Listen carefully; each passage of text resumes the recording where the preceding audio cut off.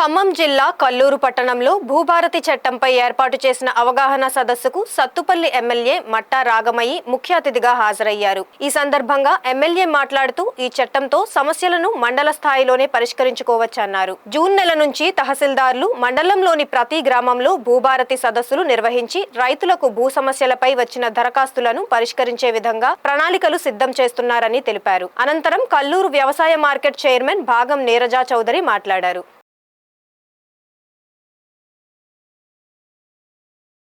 ఒకటికి రెండు సార్లు చదివితే అందరికీ అర్థమవుతుంది.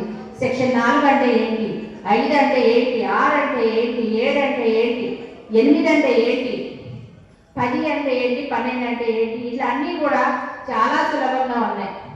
ఏమన్నా అర్థం కాకపోయినా చెప్పడానికి మనకు అందుబాటులో మన ఎంఆర్ఓ గారు ఉంటారు, ఆర్డీఓ గారు ఉంటారు. అదే ధరణిలో అయితే ఒక్కటి అర్థమయ్యేది కాదు.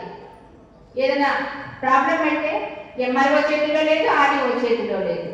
ఇప్పుడైతే ప్రతి ఒక్కటి కూడా ప్రాథమికంగా మనం అప్పీల్ చేసుకుంటే, స్లాట్ బుక్ చేసుకుంటే వారం రోజుల లోపల మనం ఖచ్చితంగా నోటీస్ ఇచ్చి దాన్ని సర్వే చేసి అందరిని చుట్టుపక్కల వాళ్ళని కూడా సర్వే చేసి ఆ సర్వే ప్రకారం నెల లోపలే మీకు పరిష్కారం అయిపోతుంది.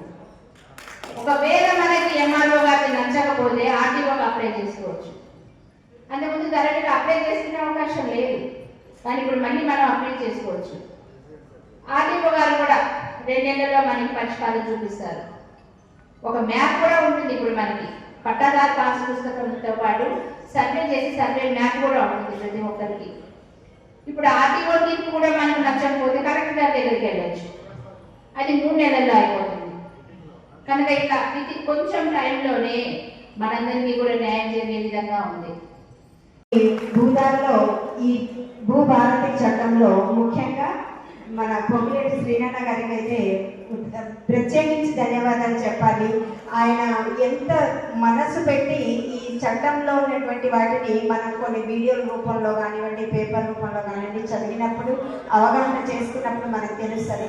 ఇక్కడికి వచ్చిన ప్రతి ఒక్కరూ విన్న ప్రతి దాన్ని కూడా ఇంకో నలుగురికి చేరవేయవలసిన బాధ్యత అయితే ఉంది. ఎందుకంటే ఇది అంత క్లుప్తంగా ఉన్నటువంటి చట్టం చిన్న పిల్లలు కూడా అర్థమయ్యే విధంగా రూపొందించబడింది. కాబట్టి ముందు ముందు ఈ భూధార్ కార్డుతోటి ఫలానా చోట ఫలానా భూమి నాది అని చెప్పుకొని సగర్వంగా ధైర్యంగా మనం ఎక్కడున్నా సరే మన భూమి మనని ఈ భూధార్ కార్డు కాపాడుతుంది. కాబట్టి ఇలాంటి చట్టాలని ఎవ్వరూ కూడా భారతదేశంలోనే మొదటిసారిగా మన కాంగ్రెస్ ప్రభుత్వం ప్రవేశపెట్టి మరి ఇళ్ల విషయంలో కానివ్వండి, మహిళలకి ఉచిత బస్ కానివ్వండి, ఉచిత కరెంట్ కానివ్వండి, రైతు బీమా, ఇలా ప్రతి ఒక్క పథకాన్ని కూడా భారతదేశంలో ఇంతవరకు ఇంప్లిమెంట్ చేయనివే మనం చేసుకుంటున్నాం.